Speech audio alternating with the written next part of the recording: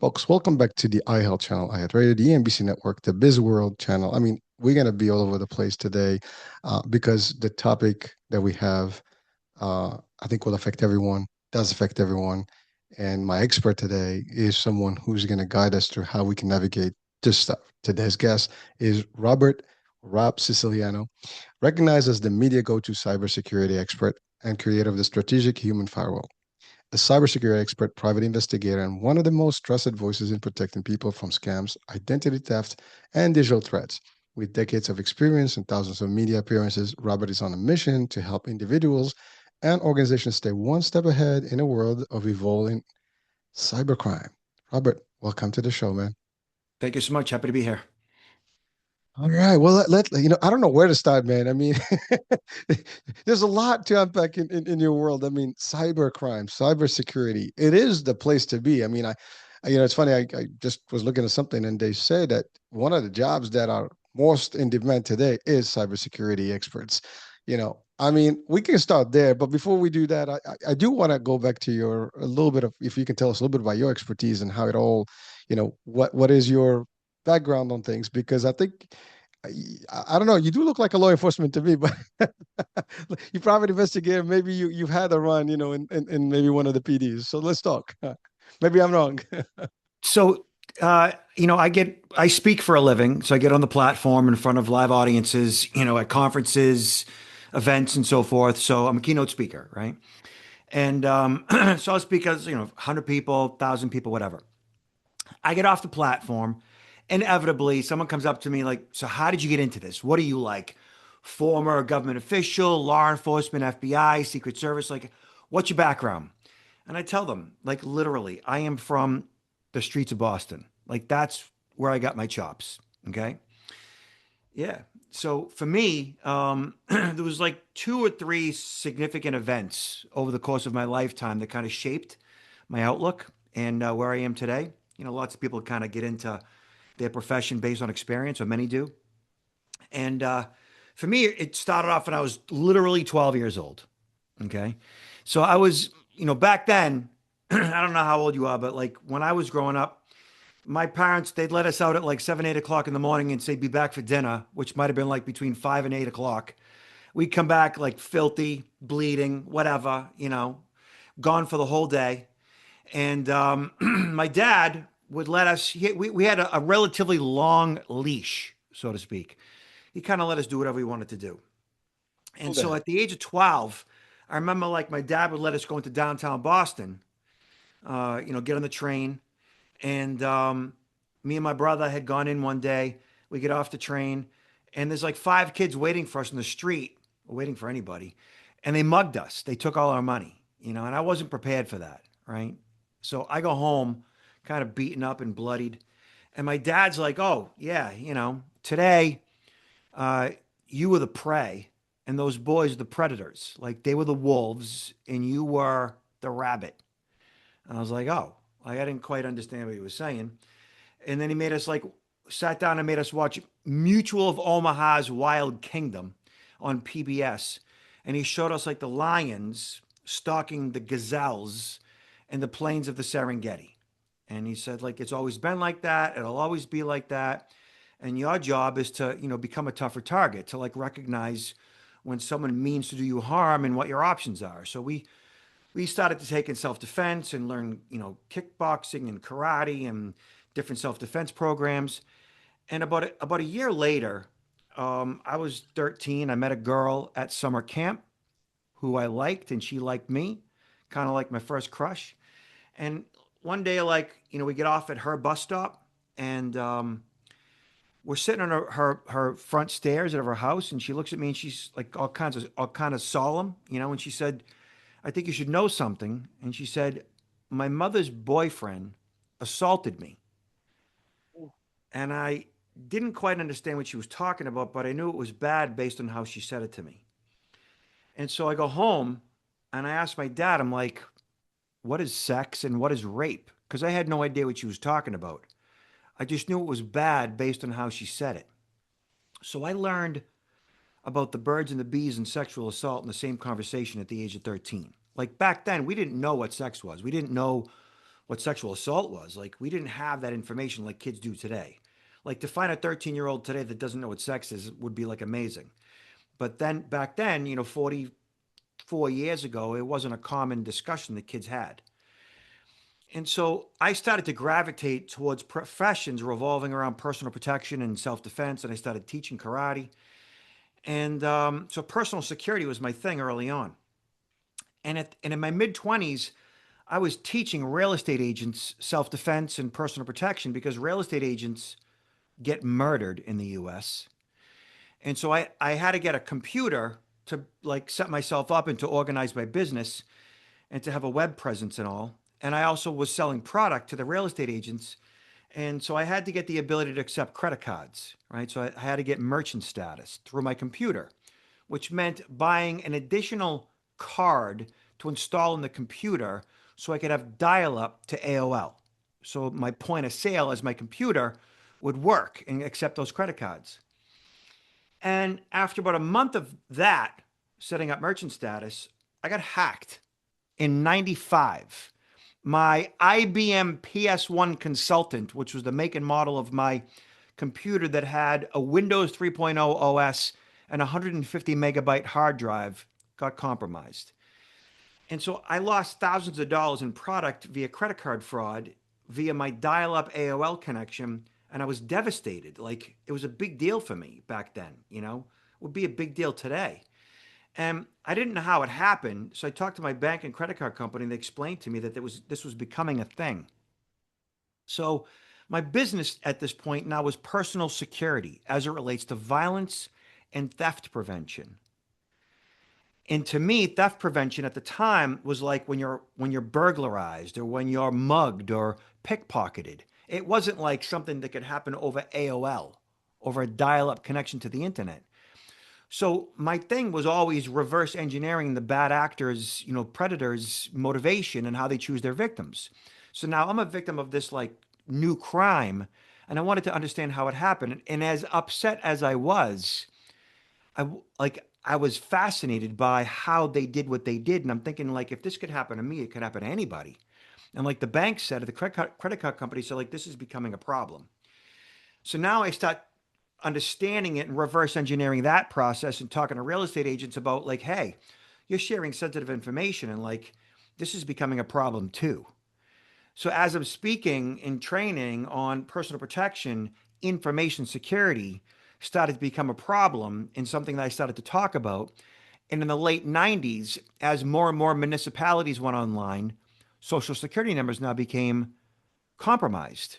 And identity theft as you and I know it today started to become a real problem. Like somebody gets your social, they open up lines of credit under your name, was a problem back in the late 90s as it is today. And so I was one of the only people on the planet truly talking about it at the time. So around like 9/11, that's when my business really started to take hold. Because now, like CNN's calling me, they're like, oh, like, how do we deal with this? Like personal security, like, you know, personal protection in the air, like on a plane. Like, what do you do? So, like, the New York Times wrote an article about me, like, new deputy in the sky, and showed a picture of me sitting on my Harley at, in the Boston area, talking about like what it is that I do. And then, data security started to become a thing along with personal protection that I'd already been talking about. And here we are today, like 30 years later. And truly, what has changed and what has not changed is what has changed is criminals now look at fraud as a business. Whereas back then, it was like, a one off thing. Today, it is organized crime globally that utilizes victims of human trafficking as slave labor to orchestrate their various frauds. And it's a, 300 and something billion-dollar business or more. It's ridiculous. Whereas consumers, people like you and I, we haven't really evolved that much. We haven't changed that much when it comes to protecting our own information. Like most people don't do what's necessary to protect their own data, like, pay for antivirus engage in identity theft protection services, utilize what's called a credit freeze, which is free. Most of us are using the same passcode across multiple accounts. We're not using two-factor authentication. Like, we haven't changed all that much, but the criminals have. And they look at us as sitting ducks because most of us are. So that's my backstory. Well, we have a lot, man. I mean, the hour is not going to be enough, dude. We're going to have to break it down and maybe go beyond. Well, first things first, first, thank you for sharing that. And again, I love that when I asked the question about your background and you said that's everybody always asks the same question because you do have that personality. I mean, just looking at you, you have that presence. But certainly your background actually is really tied into who you are and your aura and energy, even though through my screen as I'm looking at you here and the way you present it. First of all, I love it. I mean, it's one thing to learn, I guess to counter criminal activities like through law enforcement. The other is to really learn it from the street level because at the end of the day, street smartness is a big deal, right? You have to. I love what you talked about, the idea of watching that, the gazelles and the actual lions, and how they're sitting ducks, and like the example you said right now, we are probably the gazelles, when we're not doing a good job about our cybersecurity level here. And I love also the idea about you got kind of beat up when you were a kid and you took care of business and you kind of learned because that was my case too actually. So we have a lot of similar stuff in terms of the defense thing because I did start martial arts when I was 9, and it was because I was bullied and kind of made it part of my life, and I've always had that and still do. And it makes a difference in how you do your awareness. Situation awareness is different. I mean, I've evolved from karate to taekwondo to shinobi-ryu or ninjutsu, if you want to call it that way. And there's a lot of stuff you learn how to like to observe everything around you, whatever you are, so on and so forth. Yeah. And another thing that I just wanted to really just kind of briefly talk about is what you've heard from the girl at 13 at that time. And you're right that I think we're about the same age. Probably. I'm an ex generation 70s kid, and I can tell you, you're right. We didn't know much about all the stuff that now today our kids will probably be very easily, acquainted with. So our days, you don't know it, and unless someone tells you or you hear, like a lot of it was not taught in school, whatever, and it was taboo in the family. So we didn't talk about these things, but to be exposed to that thing at early age, that just shows that the reality of things is life is really difficult and there's crazy stuff going on around us. Crime is a big deal. Robbery is a big deal. I mean, all the stuff. This is before actually even the cyber level, and that's also always the case. I mean, and so being in the mix of all those things, being able to actually navigate those. I love what you said about real estate and how you were teaching them, security and how to be, aware of things. Because here's another thing. I actually did 20 years in real estate, teaching real estate law in New York, and we had a real estate school, and I've even invested in properties and things like that. So I was an agent, so we did go to homes and stuff. But the other equivalent to that is I've been in the insurance space, and insurance agents also are huge with home visits and uh, just going to neighborhoods. I mean, we had, agents that are female, and we had to give them some training as to what to do. Sometimes we had them even on the phone when they go to some of the buildings, especially in the city, Yeah. to make sure that if they see something off, they call us. I mean, we can listen to everything. They can sometimes tell, like, I have my supervisor on the line with me, things like that. So you're right. I mean, being aware of these things, and I worked also for a company that had a lot of nurses, and nurses do home visiting. It was a home visiting nurses, company. So these nurses were actually in people's homes, and you never know what neighborhood you'll be in, and it could be a little rowdy, it could be crazy. You never know what to expect. So these things were part of some of the stuff we've done at Yeah. work, just to evaluate things. And you mentioned about 9/11. I can tell you in one of the companies we did a lot of active shooter training, and where you're aware of what to do, how to do it, and drills and things like that. So all this stuff is things that people sometimes don't think it's real, but someone's watching right now like, oh really, this is happening, folks, everywhere, and it's as real as you can get it. People get mugged every day, and if you're not prepared, you'll have problems. And you can see even social media, and you talked about sex trafficking, you talked about all these things. Another thing, it's funny you said AOL because I still have an AOL email. I tell people now I have my AOL, like my email address, and like, what is that? It's like, that's the first one. America Online, you got mail, so that's everybody knows that, But I really do, like, I still have it, and it's funny because my wife and I use the same email. We have others, but we still use that as from back in the days. And it still works actually. It's a good thing. But you're right. Yeah. Back in the days, you had the floppy disk that you put in and you download it, and it was kind of like dial up, and it takes forever. But I didn't know actually at the time that you could get hacked through that stuff. That's something new to me today, because I mean, how can possibly they do it? But you're right. Cybersecurity hacking is a huge thing. Passwords is big. Social security is a big deal in the U.S. People don't realize how many people can easily, and we've heard about data breaches and leaks and stuff like that, and people kind of wind up with there were movies about it. I think it was a movie with the called identity theft, I think, about the girl that was using credit cards and kind of buying stuff, and, and she messed up with the name because the name was the same guy, whatever. So like, I think what's his name, Bates was in a movie. Yeah. So I mean, those are real things, and a lot of the stuff that actually you mentioned, there have been movies that actually depict that. I mean, a recent one for hacking, portfolios and finances is Beekeeper, with the Statham. I Yeah. mean, Yeah. that Pretty that's true, actually. yeah. I mean, those are real operations that are out there. I mean, obviously the movie is fiction. I think there was a second comeback on that, like a sequel to that one coming up.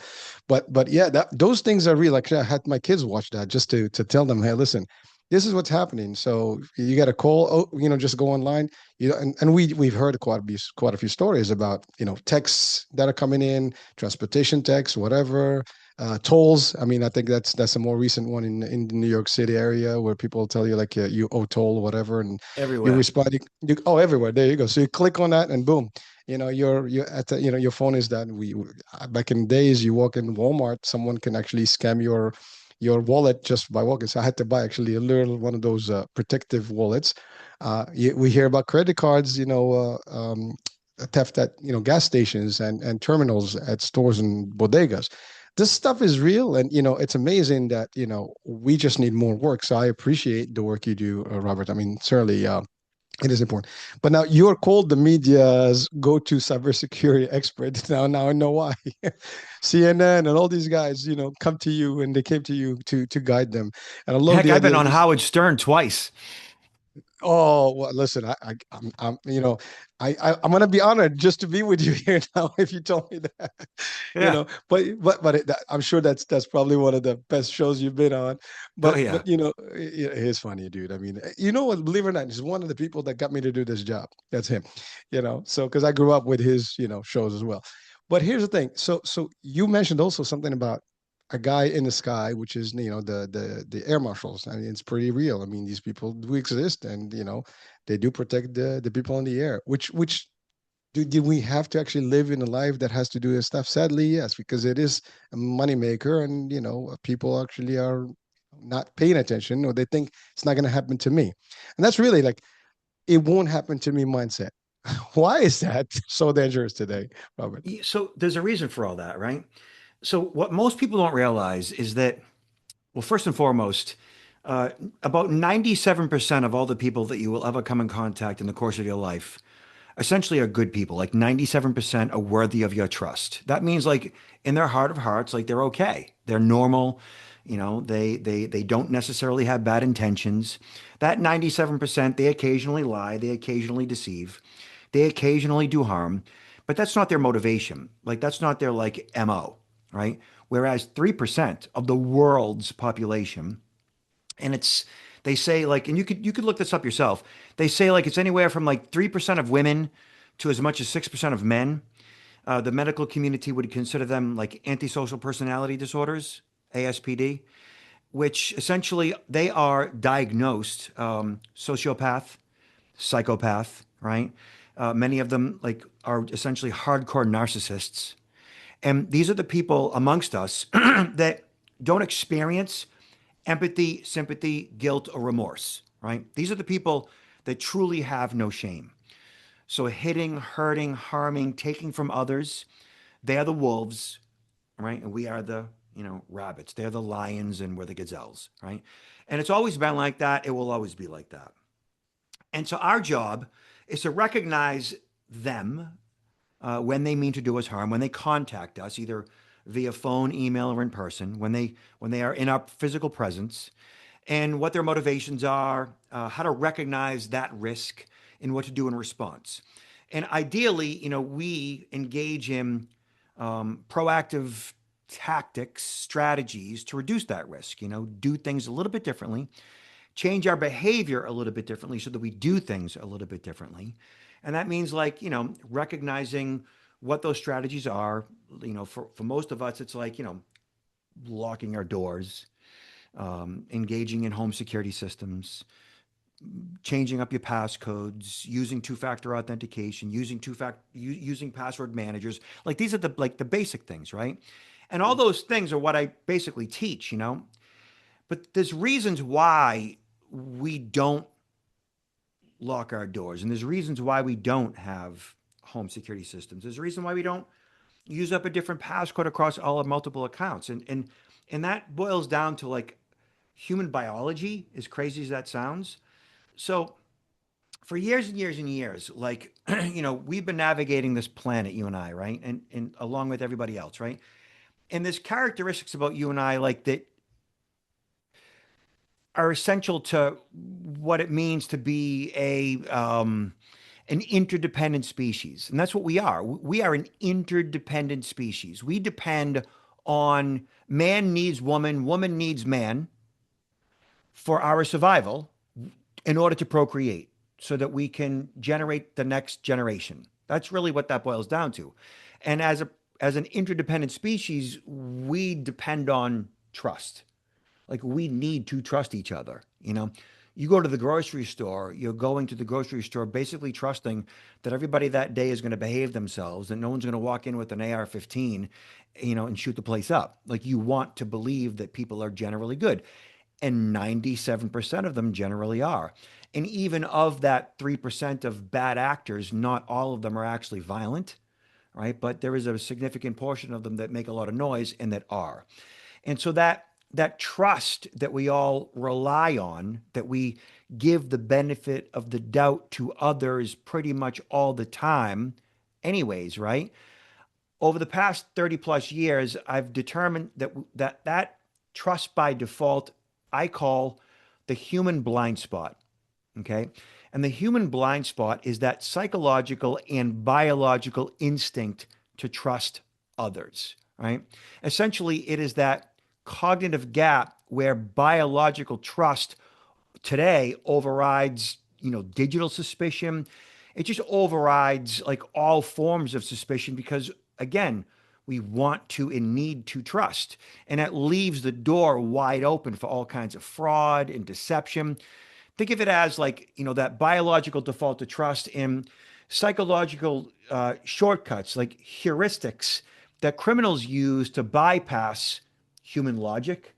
So again, like biological impulse versus intellectual understanding essentially is an internal conflict between our evolved survival instincts and our modern knowledge of all kinds of physical and digital risks, right?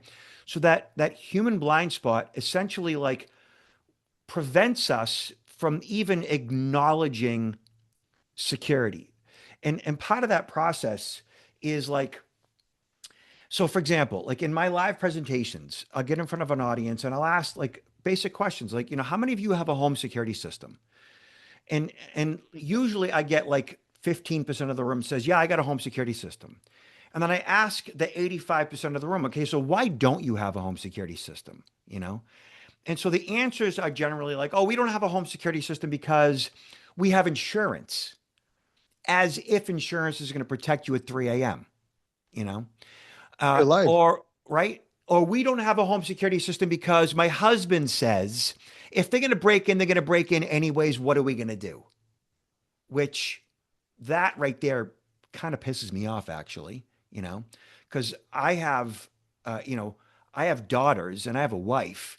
And at 3 a.m., like, I'm not going to like, just like, yeah, if they're going to break in, they're going to break in. What am I going to do? Like, hey, you're on your own, girls. Like, are you kidding me? Like, I would never say that. I would never even think that. That fatalistic attitude is big. Like a lot of people have that. And they use that fatalistic attitude to justify why they don't actually have security in place. Okay.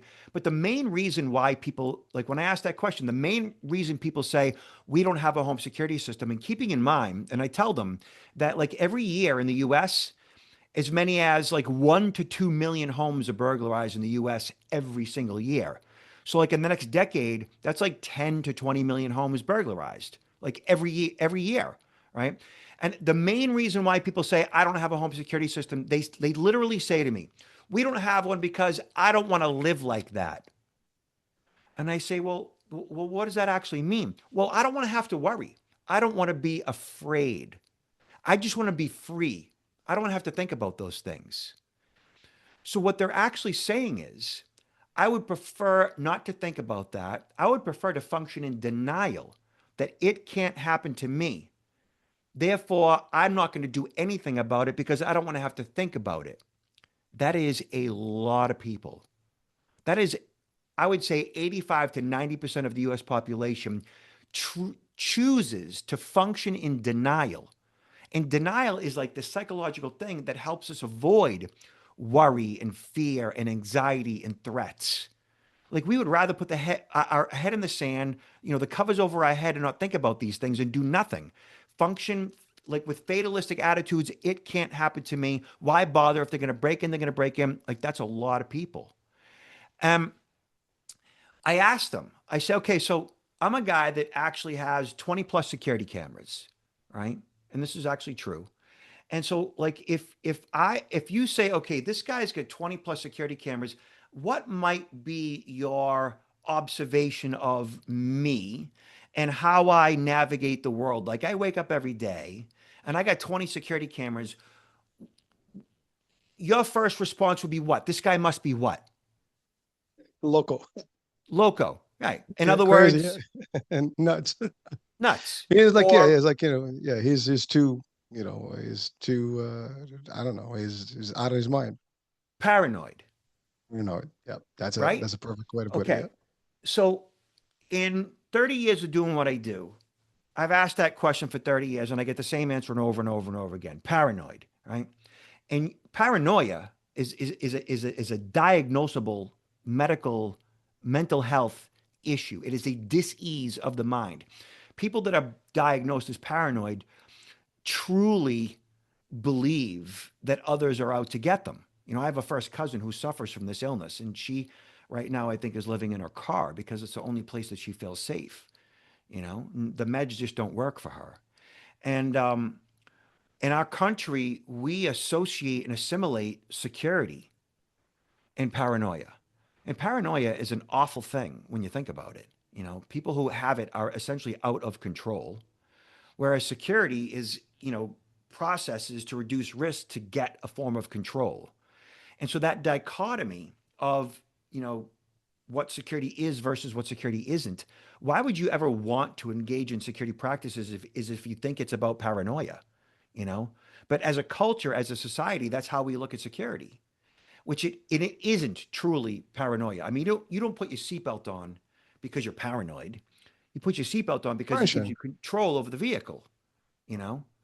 But we look at security as kind of a bad thing in the US, which is unfortunate, which is why people don't lock their doors. It's why they don't have home security systems. It's why they don't use password managers. It's why they don't protect their identities. It's why they don't talk to their kids about, forcible rape. It's why you don't have a sit down with your daughter before she goes off to college about sexual assault and so forth. Like, this is what I've learned over 30, 40 years. And so as long as we look at security as a bad thing, we're always going to do nothing and justify it with fatalism. That's how we are. That's why. Well, Robert, I'm listening to you. There's so much stuff that you actually put in right now that is surreal. And again, as you said, is the blind spot, a human blind spot, or it's not me, or I'm never going to happen to me. And I can tell you this through close enough personal experience. Um, my best friend, he got, he was at a Boston market, and a guy came with an actual shotgun in there, demanding, money. And so my first wife, who passed, was actually, assaulted with a gun to the head at an ATM machine. So this is not fake news or anything. It's real from people that I know and that I'm that are close to me. I've seen people actually chasing people with a knife. That was like my first, experience in the subway in Brooklyn. So stuff like this is real, folks. I actually in a couple of years back in my town, there were a few people that came in from Texas, and they were actually going, to some homes.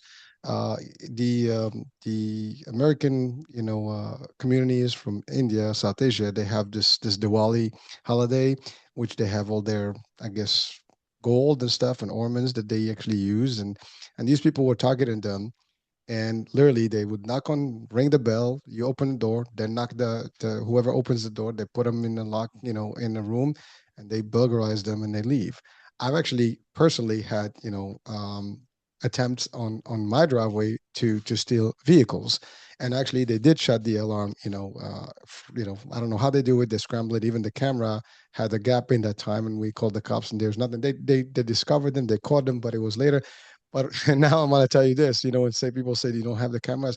I have the cameras, and after this happened, actually, I have to say it this way, but I do believe in the Second Amendment, and I actually did exercise that right at that point, and that's really what it was. I mean, there was a point where you know what, enough is enough, and you know what, you have to be prepared for the worst, and it's gonna happen, and it can happen.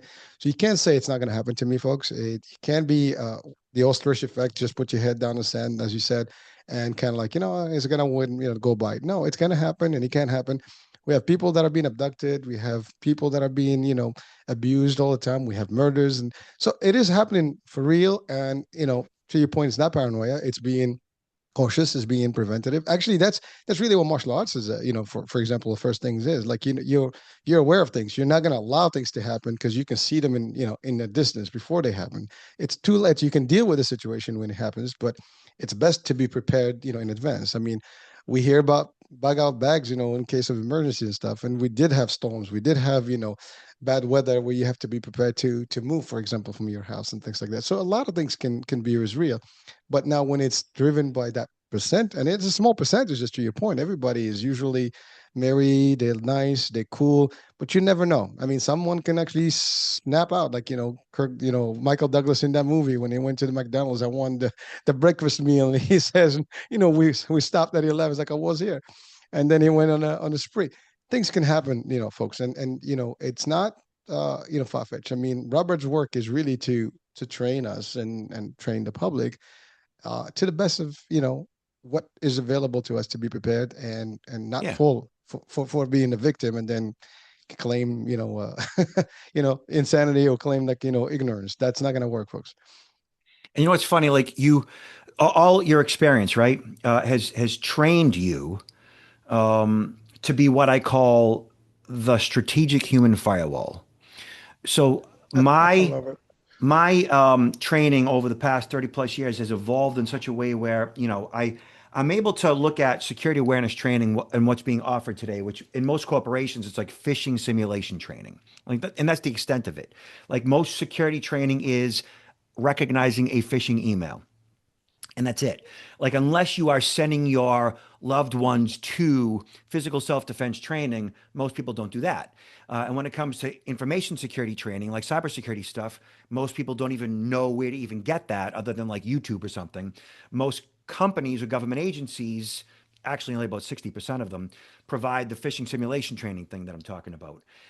What I've developed is something I call the strategic human firewall, which you already are based on your learning experiences. You recognize risk, like you see it coming, like you know what to look for in people's behavior.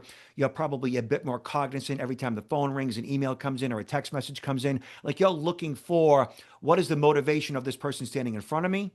What is the motivation of this email, phone call, text message I received, right? Because of experience. So experience has told you don't automatically trust, right? And we learn that often in like an urban setting.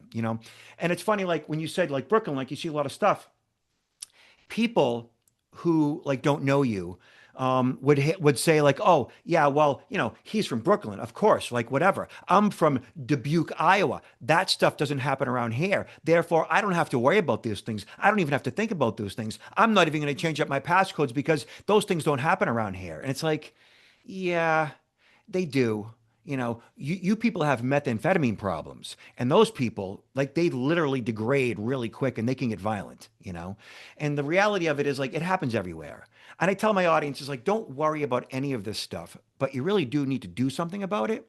The worst thing you could do is nothing. And so the idea behind like the strategic human firewall is like we take people and like provide them with an understanding of what risk actually is. First and foremost, like break down their misconceptions of what security is. It's not about paranoia, it's about managing risk, you know. And once you realize that, yeah, these things can happen to me, the likelihood of them happening is actually relatively slim. But because there's a chance, kind of like, there's a chance of you getting into a motor vehicle accident, like putting the seatbelt on, putting these systems in place is like the smart thing to do.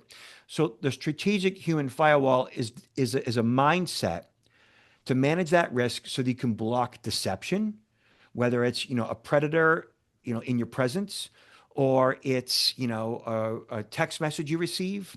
It's a proactive governance. It's a mindset that turns like employees and everyday people from passive targets, it can't happen to me, into active detection layers.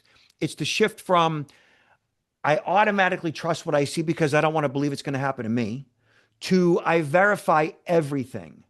Every phone call, every email, every text message, every person I come in contact with, what's your motivation? Well, how are you going to affect my life before I actually just trust you by default? You know? And I call this essentially a shift from security awareness to security appreciation. Okay. You already appreciate security, 2A, the whole thing. The shift from security awareness essentially is, I look at it as like security awareness is from your neck up, it's in your head. It's basically like knowing in your head, I know all these risks, to appreciation, which is in your heart, which is caring. Like, not only do I know these risks, I care about all the solutions that are there to protect me and my family and my business.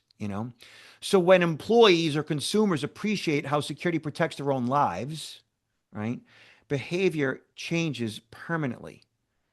And that's what I do when I get in front of a live audience, is like it's taking them from, okay, like I'm taking the security awareness training because my boss told me to making the security training all about the employee, making it personal to them, you know?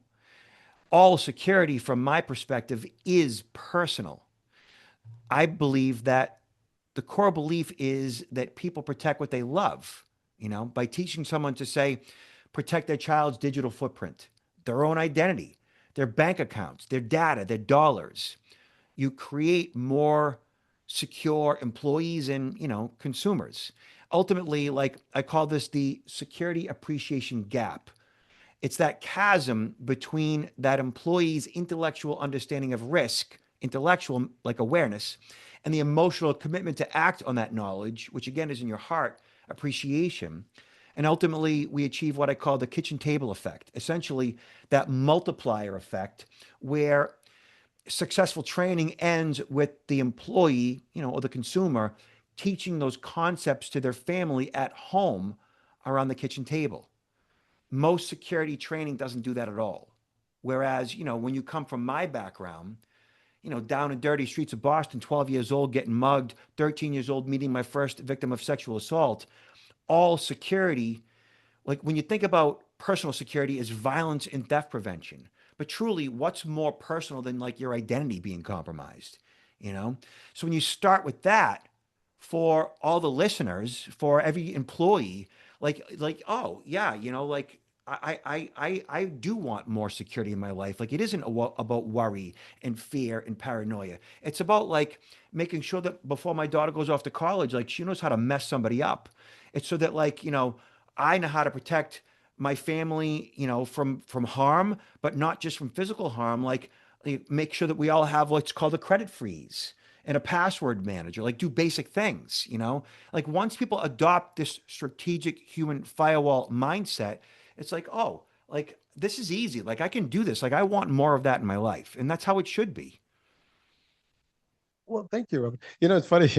I'm listening to you, and this whole thing that you're talking about, it took me to a little funny story where my best friend, my partner in business, he has a huge family and they're huge people. I mean, I'm 5'8", and they're like 6 and up, everybody, and they're all double size of me. And one time, like, I was sitting down there, like 40 of them, and I'm sitting here like, so now where do I start if someone really, if it gets rowdy and we get into a fight? I got to start sizing up these people. Where do I begin? And so I told him that he was having a crush about that. I mean, he was laughing because I really was like, too many folks with testosterone, a lot of buddies here. And I got to be like, what's my exit strategy here and stuff. By the way, that's something also. You go to movies, you go stuff. They'll tell like, look up, where the nearest exit, stuff, basic stuff. But you know what? You're talking about some people are thinking like, okay, I'm cool. It's not going to happen in my town. Let me tell you something. Those stories I told you about the people in the home invasions, that's not in Brooklyn. That's actually in the suburbs of Jersey. So it's not like, that's where it happens. I mean, a lot of crime happens, as a matter of fact, if I'm thinking as a criminal, I would actually go to those neighborhoods where they think that, nothing is happening. That's what people actually do. And actually those people that they caught, for the cars, they were actually from Newark. So, and they come down and they just kind of, venture out into these little towns and see like because to your point, it's cozy, it's nice, it's developments, you can leave your door open, whatever. And before you know it, you got someone up your door, and that's a problem. So it is a serious fact. Now, and I love what you said about even, the trainers and the fishing and stuff. The way I look at it personally, and Robert, you're the expert. I actually look at everything suspicious. If I see an email, I mean, I use AI to even detect that. I'm like, hey, is this potentially a risk Good. factor? Is this a legit Yeah. email? And he tells you Good. like, no, this doesn't look, and you can tell, the English sometimes is wrong, or the syntax in the discussion is not correct. The logo is kind of twisted. And some of these things, like I've seen stuff from FBI, I've seen stuff from Meta, I've seen stuff from, PayPal. That's all fake. And you send it to the phishing department there and they can, you report to them. But like, you have to be aware of these things, to your point. And not everybody is.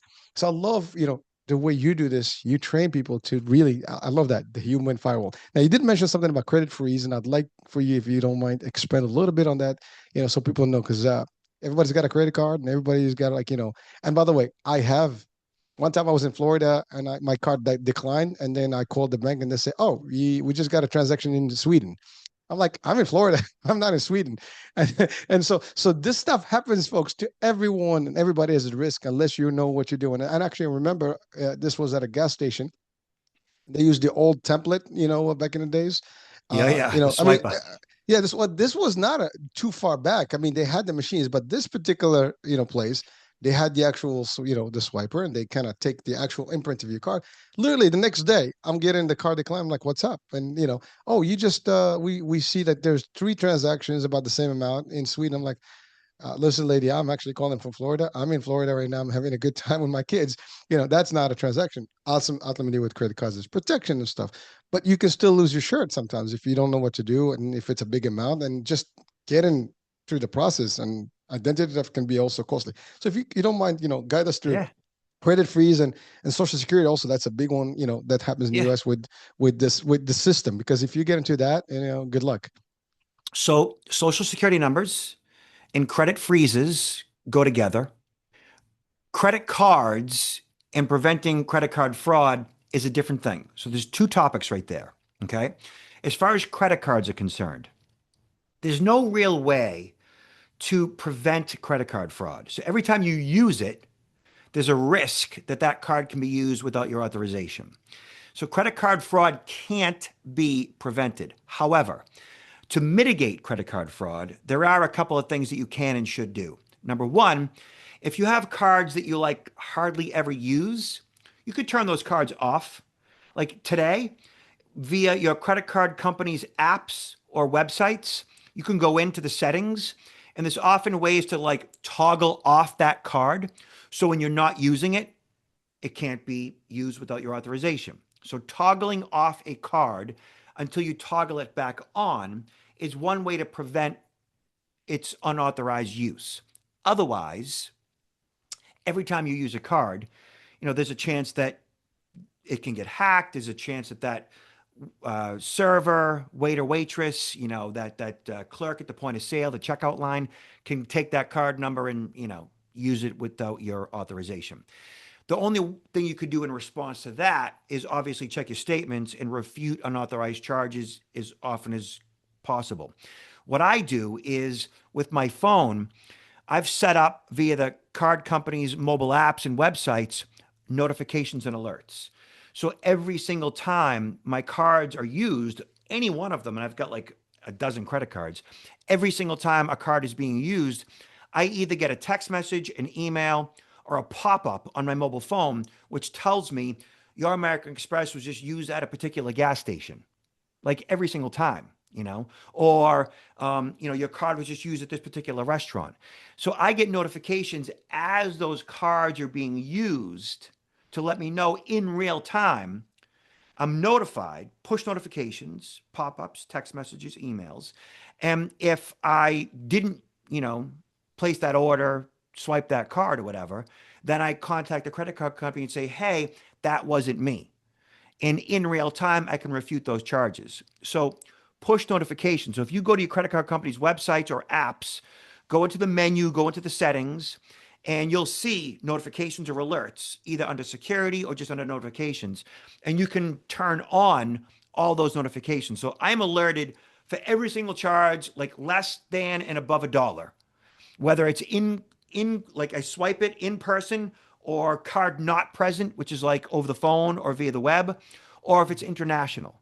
So mitigating credit card fraud is turning off the card via the app or online, or getting notifications that are emailed, text, or pop-ups. So push notifications.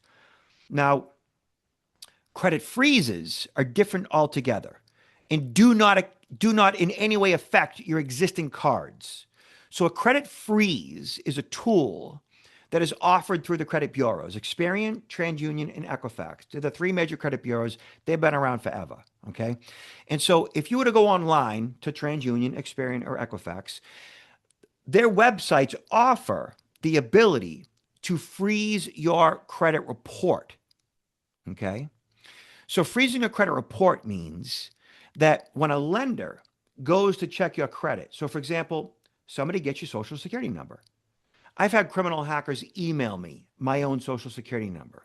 Hey, security guy, here's your social. Ha ha. Basically flexing their muscle, showing me how cool they are. I could care less because my credit's frozen.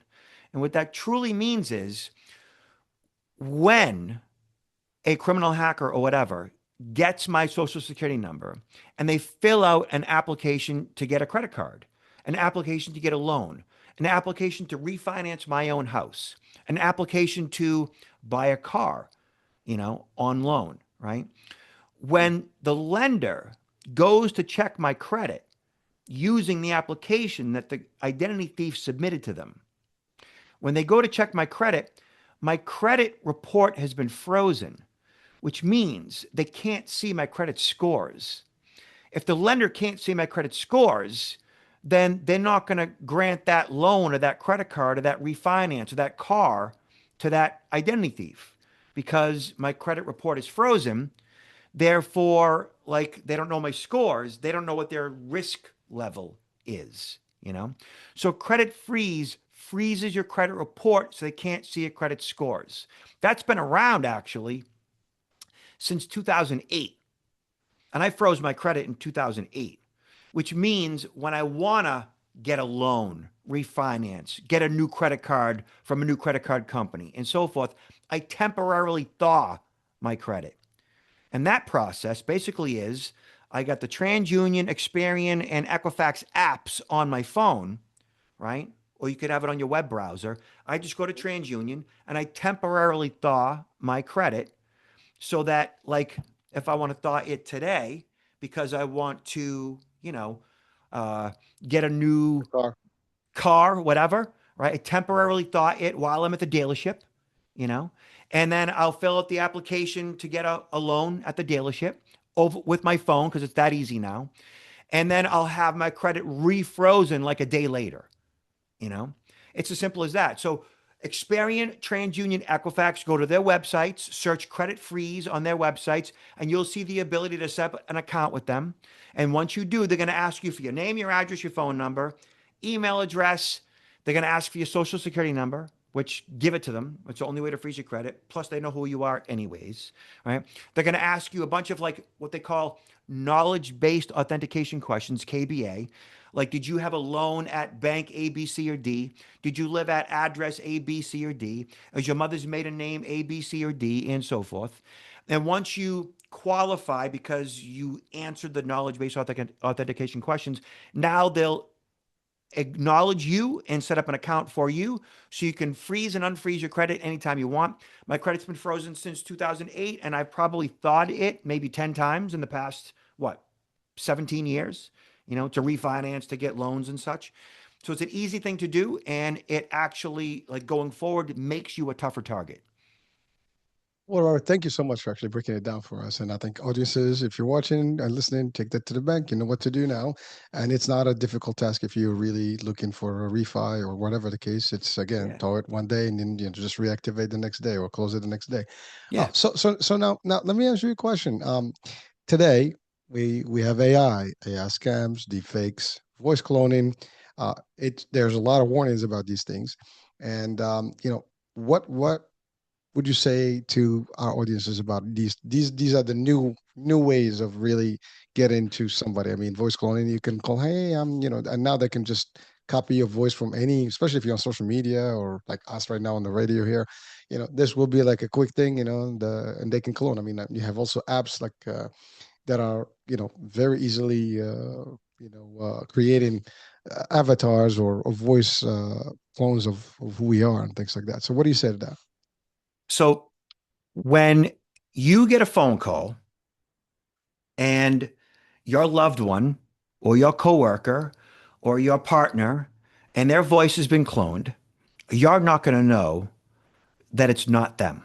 Like you're not going to know. You're not going to be able to literally tell the difference between the cloned voice and the human that you know's voice. Like we are incapable of telling the difference between real or fake when it comes to cloned voices. There's technology that can determine the difference, but we don't have the capacity.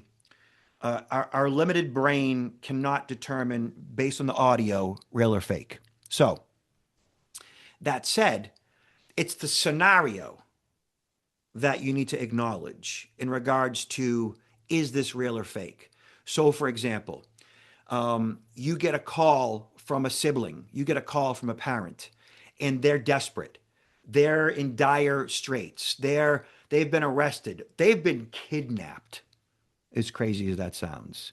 Okay. They're screaming in the background, and a voice comes on and says, we've got your dad, we've got your mom. And you literally hear your daughter, your family member in the back screaming, and you recognize their voice as the voice screaming. Okay. You're not going to know if it's really them or not based on the sound. It's the scenario that you need to acknowledge.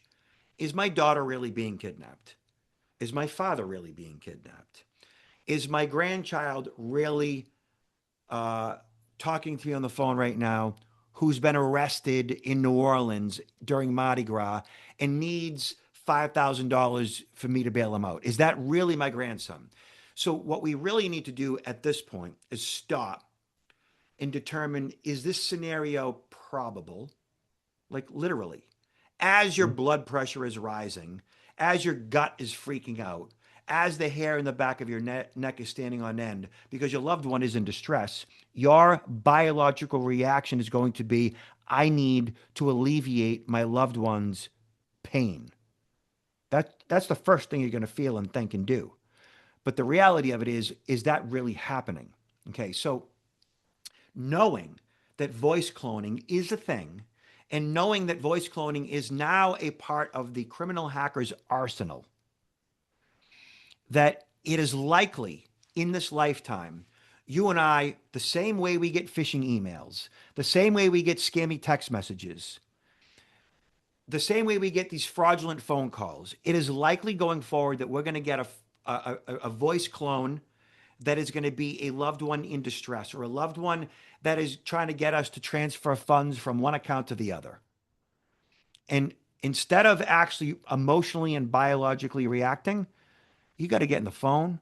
You got to call a number. that you know is legit, you got to get like your loved one like in your presence or on the phone. Like even if your caller ID says it's them, you need to call that loved one back on a number that you know is legit because they can spoof caller ID too. So I just did something on Fox 5 in New York on that exact same thing. A woman gets a phone call from her sister who, like, it was her voice in the background screaming, help. And a man gets on the phone saying, I need $1 million or your sister's Oh, dead. You know, that's a legit scam and it works. That's voice cloning. So out of band authentication is you call a number that you know is legit. You text them, you email them, you call them, you knock on their door, you go next door neighbor, whatever it is, whoever it is, to find out if it's legit. That's what you do first. Don't just automatically trust it. Okay, this is my loved one in distress, regardless of like, do it now or else. No, no, no. The likelihood of your daughter getting kidnapped, I mean, think about that for a second. This isn't like, we're not in Mexico City, you know. It's just like, it's just, what is the likelihood of that really happening? The likelihood of you getting scammed in that regard is a heck of a lot higher than your loved one actually being kidnapped, okay? With the deep fakes. So right now, the deep fakes are the video that mhm. is a fake of, at this point, what we mostly see is a politician. You know, we see them of the president all the time, right? Or former presidents, or of celebrities. We see deep fakes of them all the time. And often, the technology often is perfect. Like you can't tell real or fake. Like it's that good. I mean, obviously, like, you know, the president, you know, half naked and eating a box of Kentucky Fried Chicken, that's certainly possible. But, you know, we haven't actually seen a real one of them yet. We probably will eventually. That said, um, we know that stuff is fake. But what we may not know is when we see it of that president in a suit and it looks really good and perfect of him saying, we just bombed Russia and so on and so forth. Like we may not know the difference there. So that's where we start to really need to be careful. Like don't start sharing stuff unless you've gotten proof that whatever that celebrity said or that politician said is actually true. Like do your own research. Like truly, like before you actually get alarmed by something that you see on TikTok, Facebook, Reels, whatever. Like acknowledge like is this real? Is this face? We know the cat doesn't really play the piano, but it looks perfect because it is perfect, but it's fake. You know, cats can't play the piano. We know that, but everything about it looks real. So what's happened is CGI, computer generated imagery, right? Which 5 years ago cost, you know, several $100,000 and only people in Hollywood that had access to the absolute best technology in the planet could do that. Now anybody with an iPhone can do that, which is now AI and deep fakes, artificial intelligence via apps that you can play with on your laptop, desktop, mobile phone. So when it's a loved one, right, on a deep fake, same thing, you know, like you can't necessarily trust that that is actually real. So what's the scenario? Is it something probable or is it something improbable and it's probably a scam? So emotionally, you've got to be able to disconnect from what that is to what it might be. Well, Robert, thank you for breaking that down. I just as you were talking about this, and I do want to just share a couple of scenarios that are very common now, and it's a some of it is really antiquated, and like so my again business partner, he literally he put a check in a mailbox, like how you put the sign and the postman, will take them, as opposed to dropping it in the post office.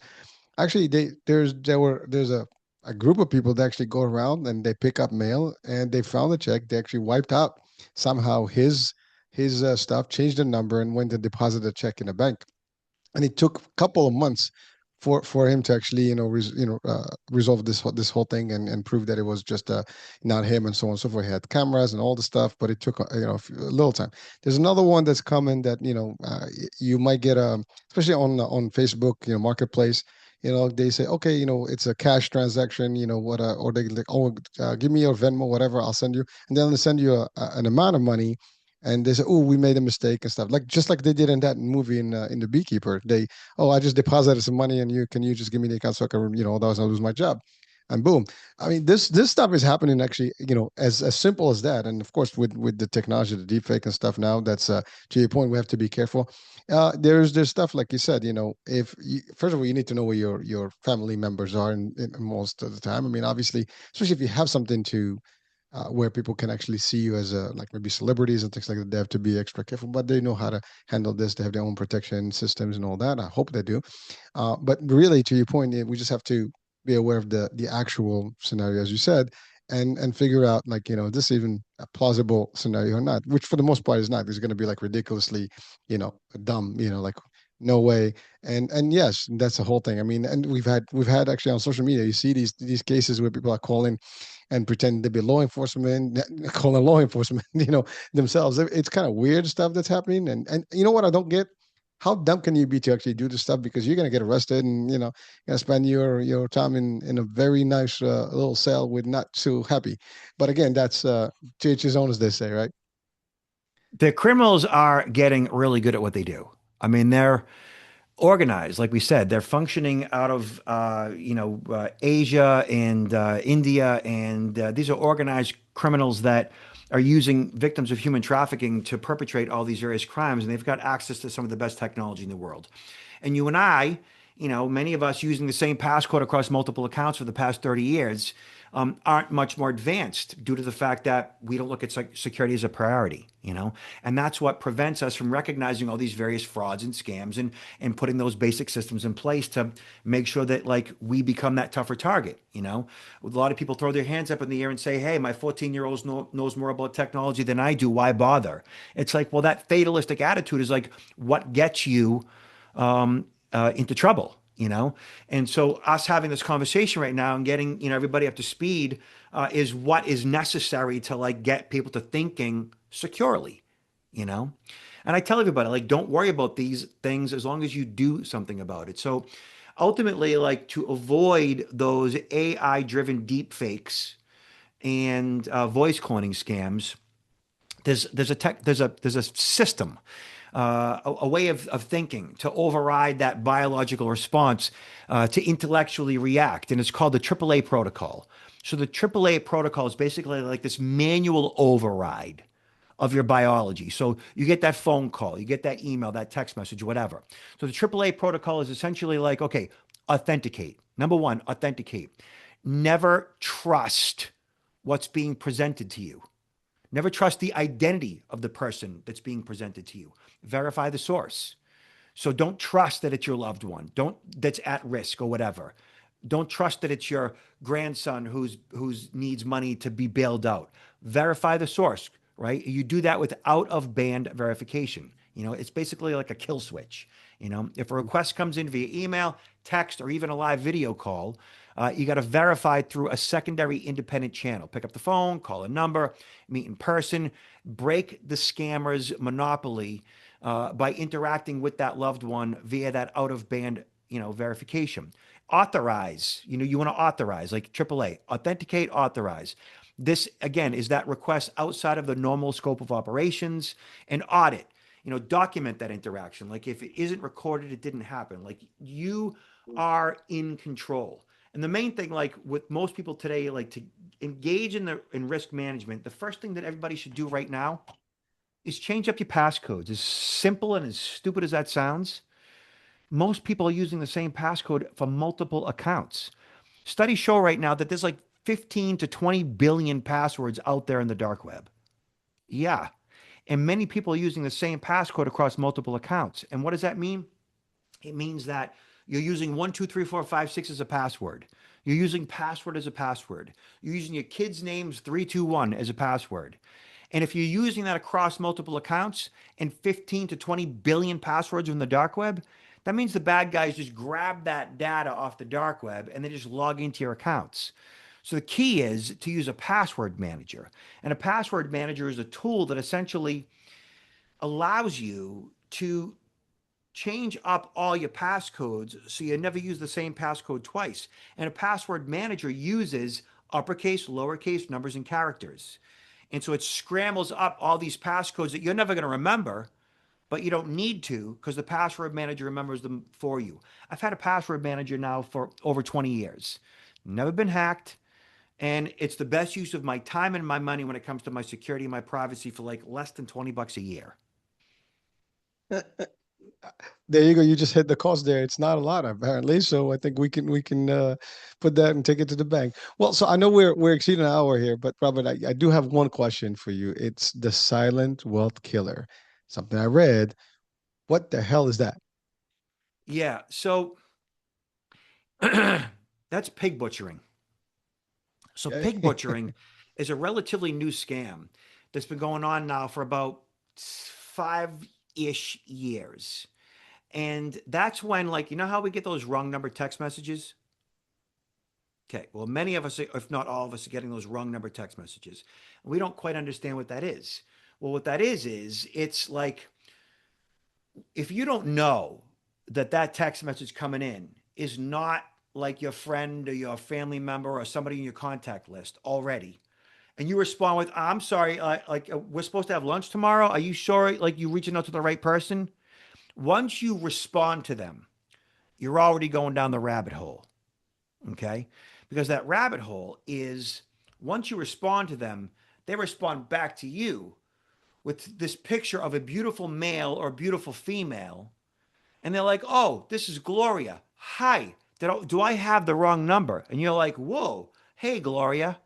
Now you're already engaging. I mean, Gloria's gorgeous. She's like a Russian model, right? But what you don't know is this is a scam set up by organized crime in Southeast Asia that's designed to get you to react and respond. And eventually, and what most people don't know is that 25% of all of humanity right now, every human being on the planet, 25% of them are lonely. And loneliness is a very normal thing. Like hunger and thirst are very normal things, right? Loneliness, like hunger, is designed to get you to eat, right? The pain and the ache of being hungry is to motivate you to eat. Well, the pain and the ache of loneliness is to motivate you to find another human and procreate. That's the point of that. Okay. And so when we get those wrong number text messages, that person who they reach out to, if that person is lonely and now they respond, "Oh, I'm sorry. Do we have lunch tomorrow? Who is this?" And they respond, hey, it's Gloria. And you're like, "Gloria, whoa." And Gloria's like, "Oh, I'm sorry. Who's this?" And you're like, "Oh, this is John." "Oh, hey, John. It's nice to meet you. You know, where are you from, John?" And John's like, "I'm in Brooklyn." And Gloria's like, "Oh, I'm in Coral Gables, Florida." And she sends a picture of you, just getting out of yoga in her Lululemons, right? And now, like, John's like, "Whoa, hey, nice to meet you, Gloria." And now Gloria is responding to John 6 to 8 times a day for the next like month, every day. And all Gloria is doing is just building rapport. All Gloria is doing is building trust. And John, who a month ago was feeling lonely, after a whole month of like 10 times a day corresponding with Gloria, he wakes up and Gloria is right there. "Good morning, John. How are you today? How'd you sleep last night?" All the way to bed. "Good night, John. I hope you sleep well tonight. I look forward to talking to you tomorrow." After a month of like 70 to 80 to 90 communications a week of John talking to Gloria, how do you think John's going to feel at the end of the month? Where's his loneliness scale? It's gone because it's been replaced by Gloria. Now, Gloria is the puppeteer. And what is John? He's the puppet. And that is a scary proposition because anything that Gloria says going forward, John's going to do. Because scientifically, it works. They have figured out that once you get John to a point where he is no longer lonely, 100%, he is our puppet. And we are going to manipulate him. And we're going to drain him of every single dime he's ever made. And not only that, we're going to get him to borrow money from friends and family. We're going to get him to refinance his home. We're going to get him to sell his truck. We own John because John no longer experiences the pain and ache of loneliness. He experiences the bliss of Gloria, and it's over for John. And John will refinance his house. He will sell his truck. He will borrow money from friends and family. He will liquidate all his investments because the pain and the ache of loneliness is like the worst pain a human can feel. It's like being unbelievably thirsty or unbelievably hungry. You will do anything to quench that thirst. You will do anything to fill that void of hunger. You will do anything to get rid of that loneliness. And we see it over and over and over and over again. And people don't want to even believe after they've lost all their money. They don't even want to believe that they were scammed. They don't even want to believe it. Like it takes them weeks to overcome the belief that they were actually scammed. Like they can't even believe it. Like and you know what they say? How could I be so stupid? And it's like, no, you weren't stupid. I don't think that any single person who's ever been scammed like that, I don't think I would consider a single one of them stupid. I would consider them 100% human because biologically, we are designed to trust. Biologically, we are designed and engineered to procreate. By a lot by design, we are biologically we're going to experience hunger pains and thirst and loneliness. And criminals understand the science behind that. Doesn't make you stupid, it makes you human. Wow. That is scary just to even comprehend right now. And folks, I mean, listen, this is the real stuff, folks. And like you might not think about it, but just be careful. You know, you got a text. So that brings me to a final question before we wrap it up. VPN, does that work? I use a VPN. Yeah, I just came back from a week in Mexico, and at the Mexican airport, at the resort, I wasn't not using a VPN. I'm not going to be in a resort in Mexico with people all around the pool and whatever, like kids with or hackers or whoever. Like you just don't know. Like I use a VPN at the wherever I'm out and about. Using my laptop or my mobile phone. If I'm connected to free Wi-Fi, I'm using a virtual private network software. I pay like maybe $30 a year for one, and it masks my data on open free Wi-Fi. I would recommend that you use that. Your LTE 5G connection is fine, but if you're going to use the local, free Wi-Fi, you want to launch a VPN. There you go, folks. I mean, this is stuff that it's almost like a necessary tool that we have to have in our kit. So, take it from the best. So I know we've exceeded the hour, so much stuff here. I mean, we can go on and on, but I do want to talk about your work and, how can people work with you and, are you available to them, on Of in course. person and, Yeah. So my business virtually? is, How does that work? Yeah. yeah, yeah. My business is basically B2B. So I work with companies. So if Mm. you're an employee of a company that engages in some type of security awareness training, or either you're like responsible for putting it on or recommending it, I can be found at protectnowllc.com. Again, protectnowllc.com. I'm a hired security awareness trainer or security appreciation trainer. If you just want to learn about this stuff and connect with me, my blog or my newsletter at LinkedIn or if even at my website is pretty current. So again, protectnowllc.com is my website, or just find me on LinkedIn. Just look for Robert Siciliano, Siciliano. I'm not too difficult to find. There you go, folks. Yeah, first of all, I will be pushing your name everywhere because I think anyone I know that has a company that I think they should at least because a lot of companies have their own, I guess, security officer and they have their own, I guess tech folks that can do all the firewall business. But I think this is beyond just that. This is more teaching also the personnel and the staff Yeah, members and how to exactly. handle themselves in and out of the facilities and in life. Yep. So it could be a real add on as a benefit to employers to give Oh, they this need it. type of to employees and I think the companies that do that will they invest more in their staff and They do. employees and so they look better and they get better credit so it's a beautiful thing. So Robert, I want to thank you for taking the time being with us and sharing a lot of cool stuff, man. And it's scary stuff, but it's real. And I think, it's the stuff that needs to be heard. Then you sometimes truth hurts, but ignorance is not a bliss. Ignorance is damaging. We need to know. So thank you so much for the work you do, man, and really for coming on and sharing the nuggets here. You've been very generous with me today. Thank you so much for your time. My honor, my privilege, and it was fun, man. Thank you. Thank All you. right, so you're welcome. So that's it, folks. This is the end of our show. Hope you enjoyed this discussion. Take it, share it. There's a lot of stuff here that potentially can save a life and save wealth, whatever you want to call it, whatever is dear to you. But definitely share this value here. And if you're an employer, check it out. We'll have the actual link of Robert in our description of the show.